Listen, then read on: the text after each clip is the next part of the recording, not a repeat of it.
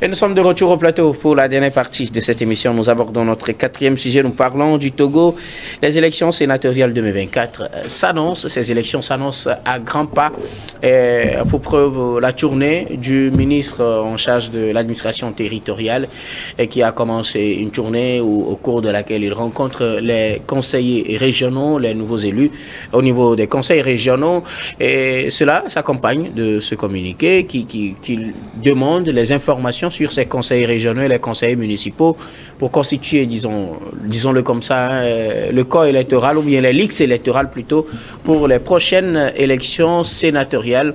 On sait que c'est pour ces élections, c'est les conseillers régionaux et les conseillers municipaux qui vont élire leur pair pour constituer le Sénat. Une partie sera également nommée par le chef de l'État et donc on se dirige inéluctablement vers les élections sénatoriales. La constitution, les informations demandées doivent être envoyées au ministère au plus tard ce 7 juin 2024. Donc demain, vendredi, nous en parlons avec nos invités. Je reviens à vous, pasteur, pour commencer ce sujet. Les élections sénatoriales s'annoncent à grands pas au Togo. Les grands électeurs, ce sera vous, en tant que conseiller municipal et conseillers régionaux. Vous allez vous réunir entre vous pour élire vos pairs à 2/3 pour constituer ce Sénat. Et le tiers sera élu par le chef de l'État. Sera nommé plutôt par le chef de l'État. Oui, non, c'est avec la finalité de ces élections régionales. C'est la mise en place du Sénat.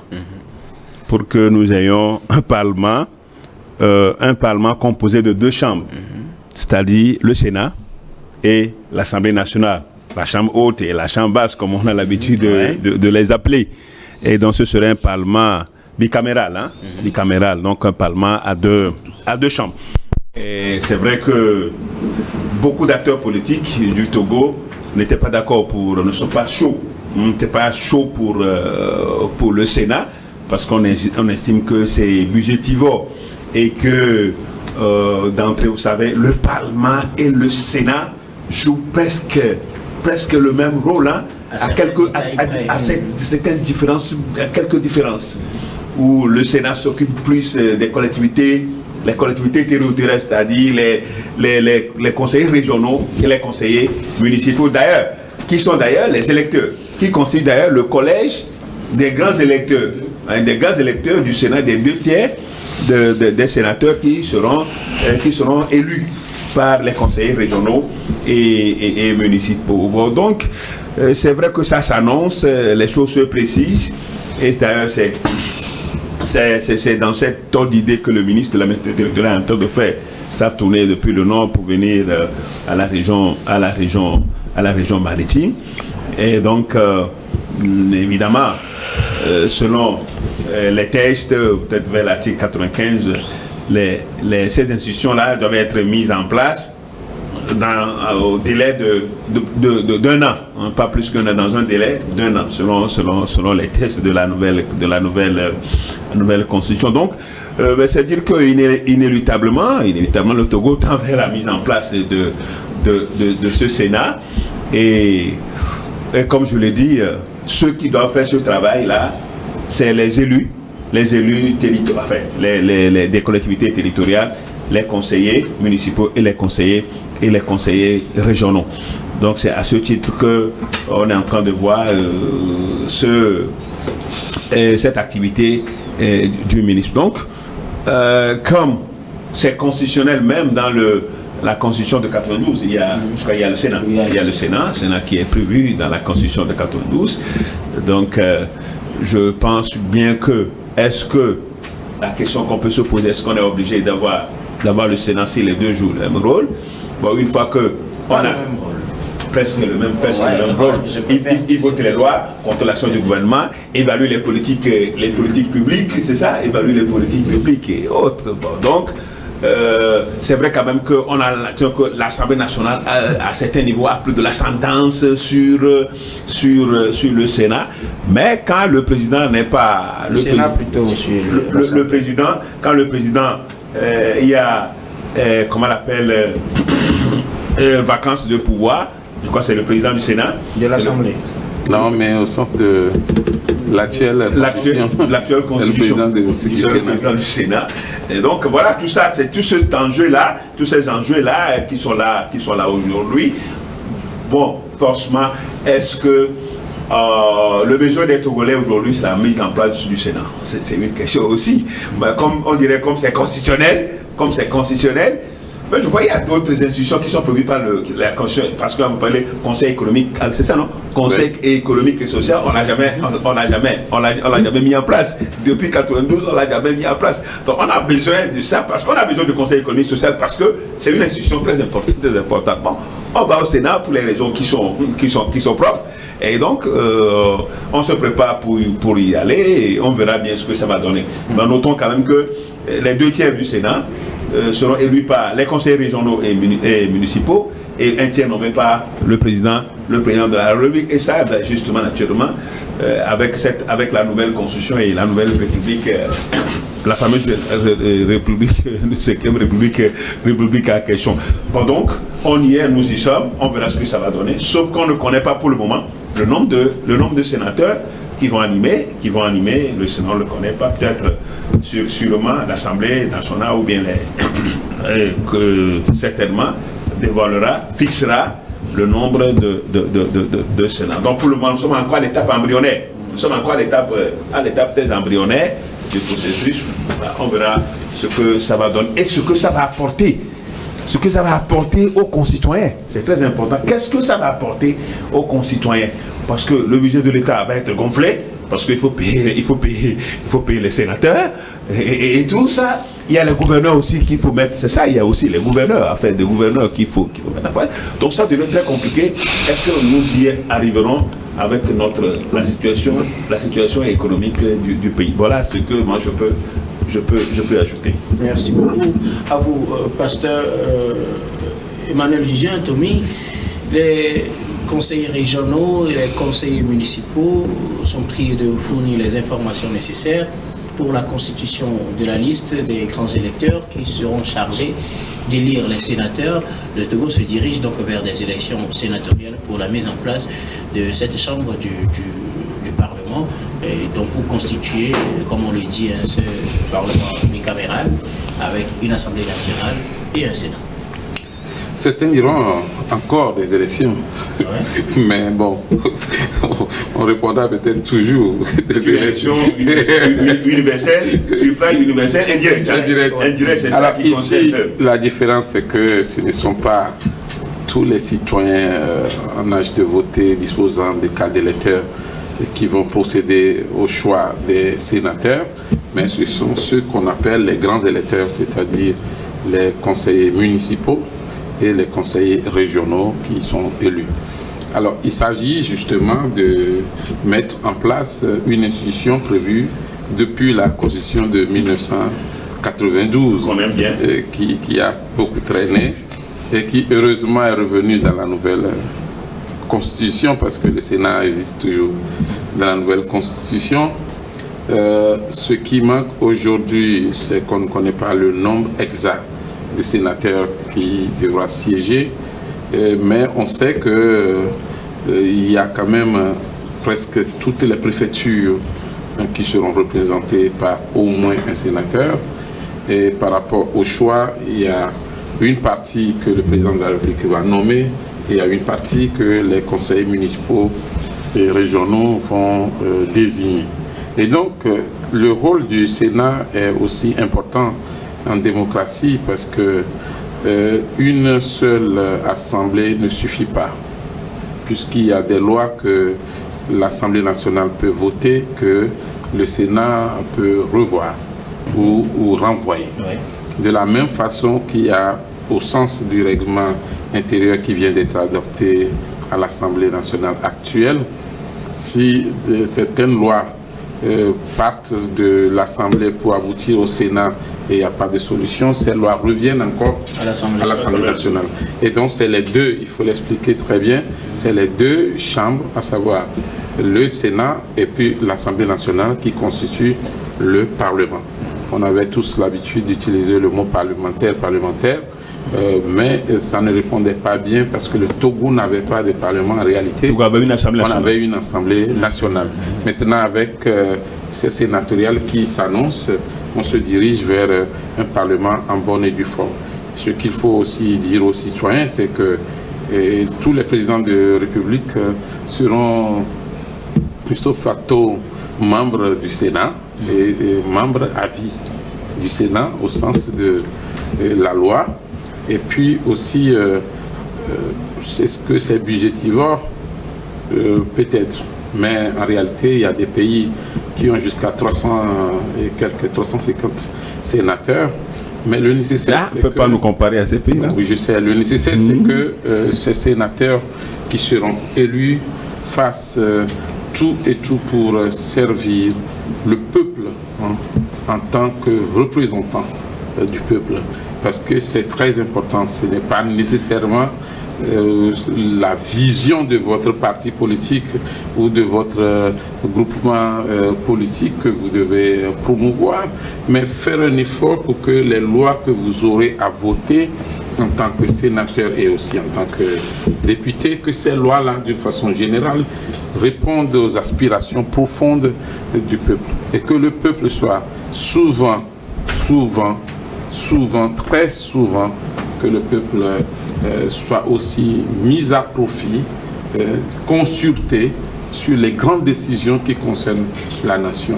Je ne parle pas d'aller expliquer la loi qu'on va voter, mais d'aller discuter de la loi qu'on va voter avec le peuple parce qu'il y a une différence. Et souhaiter aussi que ces élections se passent dans la transparence, que les grands électeurs puissent choisir librement, comme cela se doit et comme ça doit se faire en démocratie, ceux qui vont nous représenter. Maintenant, pour ceux que le président de la République aura nommé, c'est lui seul qui maîtrise effectivement la liste qu'il va sortir, mais c'est au finish de ces nominations et de ces désignations par les pairs qu'on aura un Sénat et nous espérons que le bureau affecté pour que le Sénat siège, qu'on espère que ce bureau aussi seront prêts très bientôt.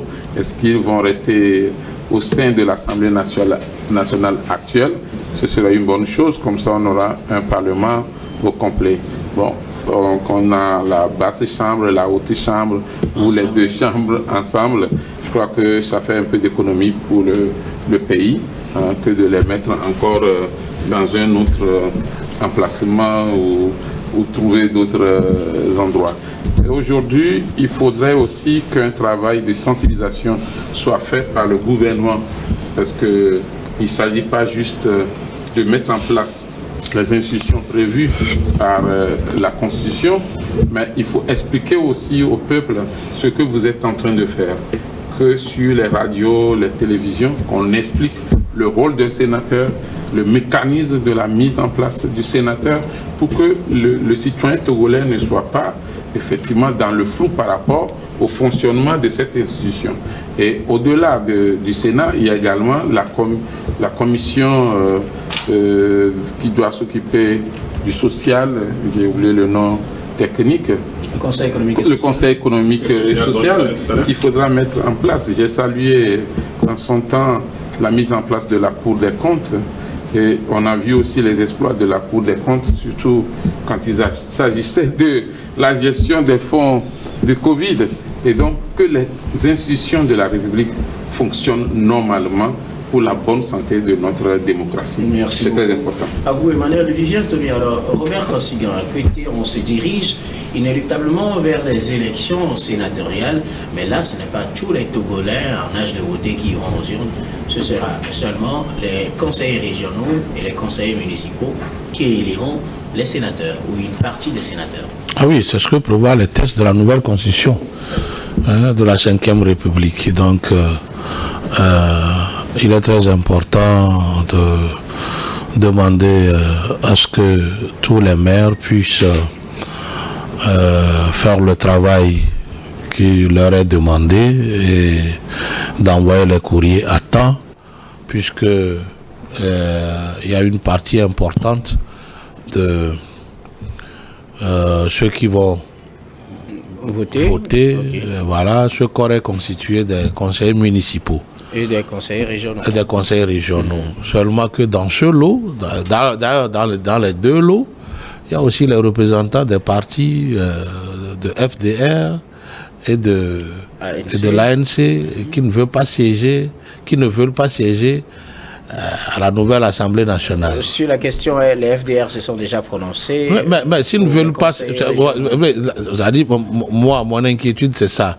Ou ce qui me dérange, c'est ça. C'est-à-dire que s'ils ne veulent pas siéger à l'Assemblée nationale, est-ce que leurs conseillers municipaux peuvent participer au vote? On attendra qu'ils se prononcent dessus. C'est à eux de le dire. Hein. Mais non, parce que, vous savez... Oui, justement, on attend oui, c'est important. Les FDR ont été clairs. Hein? Je ne refuse pas. Ils ne vont pas siéger aux conseils régionaux. Oui, donc, forcément, ils ne vont pas voter s'ils ne siègent pas. Maintenant, pour les prochaines élections... Non, ça, le temps, c'est le temps qui définit. C'est le temps. Vous savez, non. Pour les prochaines élections communales, ça se passera sous la 5e République. Non, on attend voir. Et leur choix sera quoi? L'année prochaine, c'est encore loin. Ça veut dire que l'ANC va quitter Golf 4. Là, on n'en est pas encore là. On en est là, parce qu'on dit... Parlons d'un sénatorial, s'il vous plaît. On attend. Peut-être on peut s'interroger. Laissons l'ANC et les FDR décider de leur... Vivement que tout se tienne. Que ces élections-là se tiennent dans le cadre fixé par la loi et que les sénateurs qui seront élus alors puissent penser au plus grand nombre, c'est-à-dire à l'intérêt général. Il faut souligner aussi que c'est parmi ces conseillers qu'il y aura les candidats pour les sénatoriales. Bien sûr, naturellement. Là, on peut s'interroger si ces partis vont envoyer des candidats au moins pour les sénatoriales. C'est ce que j'ai dit déjà, c'est telle mon inquiétude. Ou ce qui me gêne, est-ce qu'il y aura des candidats FDR, des candidats ANC qui vont déposer les candidatures? Non, le débat n'est pas aussi en détail. C'est une question de logique. Si on prend les FDR ont été plus que clairs. Oui. Ils ne vont pas siéger à l'Assemblée nationale, ils ne vont pas siéger au Conseil régional. Au Conseil régional. Les conseils municipaux vont continuer à travailler. Mais ils ont dit que le Conseil régional, ils vont boycotter. Donc ça veut dire qu'ils ne seront pas là pour voter. Sous la 5e République, les FDR n'iront plus aux élections. Non, ils n'ont pas dit ça. Ils n'ont pas dit ça. Tu es préoccupé par ça. C'est un grand parti qui est libre de définir. S'ils vont aux élections ou s'ils siègent à l'Assemblée nationale, c'est une manière de valider la 5e République. Alors ça voudrait dire que sous la 5e République, ni l'ANC ni la FDR ne doivent plus aller aux élections. Non, ce n'est pas une déduction automatique. La déduction n'est pas automatique. Pour qu'il soit constant. Pour qu'il soit constant dans la seconde lecture de la situation. On ne va pas les forcer à prendre une décision. On verra bien. S'ils siègent à l'Assemblée nationale, c'est une manière de valider.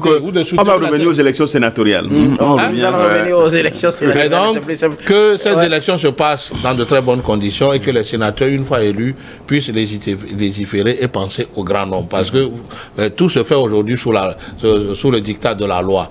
Alors que les lois qui seront alors votées au niveau de l'Assemblée nationale et peut-être soutenues au niveau du Sénat puissent aller dans le sens de favoriser alors la population qui aujourd'hui sont peut-être sous l'effet des effets,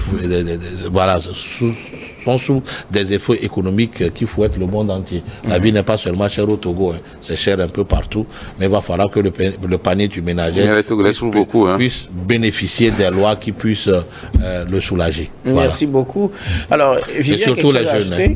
Oui, juste pour dire que c'est très important que le mécanisme même des élections sénatoriales soit expliqué aux citoyens. Il est du devoir du gouvernement de le faire.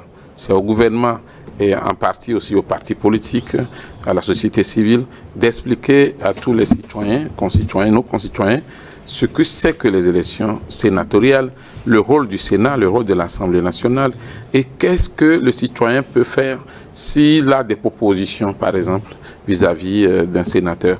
Est-ce que les sénateurs peuvent proposer des lois, tout comme les députés proposent des lois? Tout cela, il appartient au gouvernement de l'expliquer dans des émissions publiques, dans des débats, dans des forats à la population. Parce qu'il ne s'agit pas d'attendre seulement le dernier moment pour faire une semaine de communication autour des élections, mais il faut expliquer dès maintenant comment ça va se passer. Parce que tout ce qui est fait, c'est au nom du peuple qu'on le fait, donc on explique au peuple ce qu'on fait en son nom. Et ensuite, par rapport aux partis politiques d'opposition qui ont, Dieu merci, beaucoup de partis ont des conseils municipaux au sein de l'opposition, de se préparer pour ces élections, de savoir donner les consignes aux grands électeurs pour éviter certaines erreurs. Parce qu'il ne s'agit pas non plus de laisser le champ libre à un seul parti politique, mais il faut être prudent aussi pour ne pas être piégé, parce que la politique, c'est un jeu où il peut y avoir vraiment des troubles. Et des fois, si on ne sait pas faire, on risque d'être dribblé.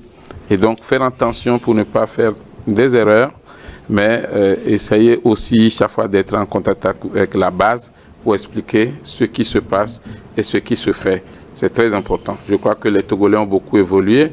Nous avons dans les mentalités par rapport aux acteurs politiques, on n'a plus les mêmes concessions que ce qu'on avait en 1990 et 92. Et donc, on doit dépasser certaines barrières, certaines limites et surtout expliquer ce qui se passe. Merci. Merci beaucoup.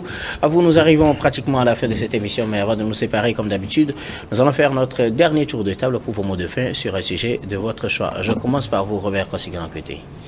Voilà, je voudrais d'abord demander au gouvernement de faire diligence pour que l'électricité à Klikamé soit une réalité. C'est très important. Je voudrais aussi profiter de votre plateau pour demander à tous les jeunes élèves qui sont en train de préparer leur bac 2 de se concentrer vraiment et que voilà, Dieu puisse les aider en leur donnant beaucoup de santé et beaucoup de courage. Le bac 2, moi je dis, c'est la porte ouverte pour toutes les formations, que ce soit professionnelles ou académiques. C'est important aujourd'hui de l'avoir, parce que si vous ne l'avez pas, vous ne pouvez pas alors avoir une formation, même si c'est professionnel ou académique, solide. Il va falloir l'avoir. Ça remplace aujourd'hui le brevet d'antan. Et donc, vivement qu'ils puissent laisser TikTok, WhatsApp et se concentrer à l'essentiel. L'essentiel aujourd'hui, c'est le diplôme de bac 2 et que Dieu les accompagne. Merci beaucoup. À vous, Robert Kosigan-Akwete, vous êtes analyste politique, également président de l'Alliance Jeunesse Développement JD. Merci d'être passé sur ce plateau. Fan de Klikamé. Ah oui, il faut apporter... De la préfecture de Vaud. De la préfecture de Vaud. Non loin du pasteur Edo. Merci beaucoup à vous, en tout cas, d'avoir été des nôtres. Emmanuel Vivien-Tomi, pour mot de fin. Oui, saluer une fois encore la semaine de l'intelligence artificielle qui a bien démarré le 4 et qui continue jusqu'au 10 juin dans notre pays. C'est une opportunité pour les jeunes. Il faut dire que demain, on aura besoin de l'intelligence artificielle. Il ne faudrait pas que le Togo soit en marge de cette évolution du monde. J'encourage vivement les parents à envoyer leurs enfants dans des centres de formation en informatique, en développement web et surtout en intelligence artificielle. Je salue en passant le seul qui a pour le moment le doctorat en intelligence artificielle au Togo, Dr Mouzou Maurice Malik. C'est une fierté pour le Togo. Et saluer aussi le responsable de Ouman AI, qui est Jérôme. Jérôme, merci beaucoup pour cette initiative et que les jeunes profitent au maximum de cette semaine de l'intelligence artificielle qui se passe à l'hôtel de février. C'est très important. Merci beaucoup. À vous, Emmanuel Vivien-Tomi, vous êtes journaliste, directeur général de Plume Libre. Vous êtes également conseiller en communication politique. Merci d'être passé sur ce plateau. C'est toujours un plaisir, c'est comme un devoir. Pasteur, vos mots de fin. Non, une fois n'est pas coutume, moi je vais parler du football. Je vais parler du football. Le football togolais est à l'agonie. Il faut dire les choses telles qu'elles sont. Vous savez, le Togo a tellement évolué en football. Déjà dans les années 70, le Togo faisait partie des grandes équipes nationales, des grandes équipes nationales du continent. Le Togo déjà en 70. Comme avec les gardiens de but comme Tommy Sylvestre, Rafi Moutaïrou, Dr Kaolo et autres, Sounou Madjedje et autres. Et donc, le Togo en principe aujourd'hui doit être à un niveau vraiment comme les 10 premiers les 10 premiers pays de football en Afrique. Mais ce n'est pas ce qu'on entend de voir. Comme l'autre conséquent l'avait dit au début, jouer contre un Soudan du Sud et faire un match nul. Qu'est-ce qu'on cherche encore dans cette campagne-là pour la Coupe du Monde? Qu'est-ce qu'on cherche? Apparemment, il n'y a pas grand-chose. On va aller battre quelle équipe pour pouvoir être qualifié et pour donner la joie aux Togolais. Le public qui était là au stade hier est parti déçu. Ce n'est pas parce qu'il n'y avait pas de jeu. Il y avait du jeu, mais il n'y avait pas de la finesse, de la finition. Et on est revenu encore, on fait match nul avec le Soudan. Moi, je vais appeler directement le chef de l'État, parce qu'il est jeune. Il faut qu'il, à un moment donné, en tant que responsable numéro 1, c'est vrai quand même, quand le football et la politique, hein, on peut pas, c'est-à-dire, il ne faut pas que le football, la politique s'ingère. La politique, mais il faut pas avoir le problème du Cameroun ici. Il est de son devoir. Parce que l'argent qu'on sort pour financer l'équipe nationale, c'est l'État qui sort l'argent. C'est le ministère de l'économie et des finances qui sort l'argent au nom de l'État togolais. Et je pense quand même qu'il y a lieu aujourd'hui de revoir le football togolais. Des jeunes talents sur place, il y en a. Vous allez dans les villages, il y a des jeunes qui jouent au ballon comme si, quand ils prennent le ballon, ben c'est comme si c'est Pelé. Mais aujourd'hui, ils sont là dans les villages. On peut aller les chercher et faire les talents en herbe, les faire sortir, les faire jouer le football. S'il faut continuer par travailler avec ceux qui sont comment les appeler, les professionnels. Aujourd'hui, vraiment, nous avons été déçus hier et je pense qu'il y a lieu de faire les états généraux du football. Et non pas du football, mais du sport de manière générale. Il y a d'autres disciplines sportives dans lesquelles nous sommes là. Il n'y a pas d'or, il n'y a pas de médaille d'or pour nous. Je pense que nous avons un ministère de sport. Il va falloir qu'on gère cette situation pour que le football togolais puisse renaître de ses cendres et que le football togolais nous donne encore la joie de 2006. Pour la qualification. Un an après l'avènement. La qualification en Coupe du Monde en Allemagne. Voilà ce que je peux dire ce soir. Merci beaucoup à vous, pasteur Edo Komi. Vous êtes le président du mouvement Martin Luther King. Vous êtes également le premier adjoint au maire de la commune Golfe 2. Merci d'être passé sur ce plateau. Ça a été un plaisir pour le plateau de jeudi. Les équipes qui nous ont aidés à préparer, à présenter cette émission. Merci beaucoup à Clesson Pignang et Richard Kofanga à la réalisation, à Fofogolo à la caméra, à Christian Obanikwa et Prudence Makoui à la diffusion. Merci également à vous, très chers téléspectateurs, de nous avoir suivis. C'est la fin de ce numéro. Je vous retrouve demain avec le même plaisir pour un autre numéro. Merci.